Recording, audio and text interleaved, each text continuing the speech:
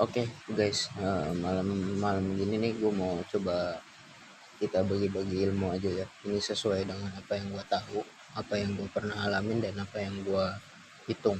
Jadi eh, kalau kita ganti Nokonas Racing dengan piston standar, contoh misalkan kayak di motor Karisma ini, karena piston standar itu rasio kompresinya didapat 9:1, jadi eh, terlalu lemah buat pakai Nokonas Racing. Yang ada hasilnya kayak contoh gue ganti Nokonas dari Ahawan tipe T1 ini, yang ada tenaganya ketika kita bawa motornya itu tenaga bawahnya dia loyo.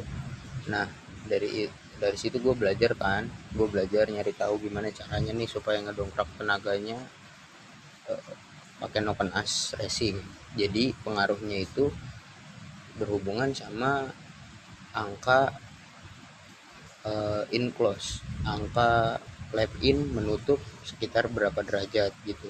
Kayak contoh misalkan kayak token as standarnya Karisma, mungkin lap in itu menutup sekitar eh, di 26 derajat atau sampai di angka 30 derajat misalkan. Tapi ketika kita ganti Nokan As Racing, lap in itu menutup di sekitar 50 atau sampai ke 60. Nah, maka rasio kompresi dinamisnya jelas bakal turun. Nah, itulah penyebab dari kok setelah ganti Nokonas Racing motor malah bukan jadi enak, malah loyo. Jadi kita harus tahu dulu basic dari motor kita itu rasio kompresi statisnya standarnya berapa. Kalau misalkan memang udah didapat sekitar 11:1, mungkin pakai Nokonas Racing masih oke, putaran bawahnya nggak terlalu loyo. Tapi kalau misalkan mau lebih oke lagi ya kita harus eh, ganti pistonnya pakai piston yang lebih tinggi domnya.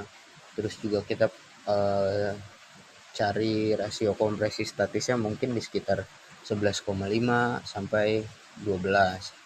Jadi supaya aman dipakai buat harian, terus juga rasio kompresi dinamisnya nggak terlalu turun jauh gitu.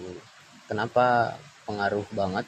Karena kalau misalkan contoh nih, si piston dari titik mati bawah mau maju ke titik mati atas. Ketika dia mau maju ke titik mati atas, itu ada sekian derajat si klep ini tuh belum nutup sempurna, maka ada kompresi yang bocor. Nah, dari situ akhirnya tenaganya jadi loyo. Kalau kita misalkan pakai piston yang domnya lebih tinggi, otomatis dia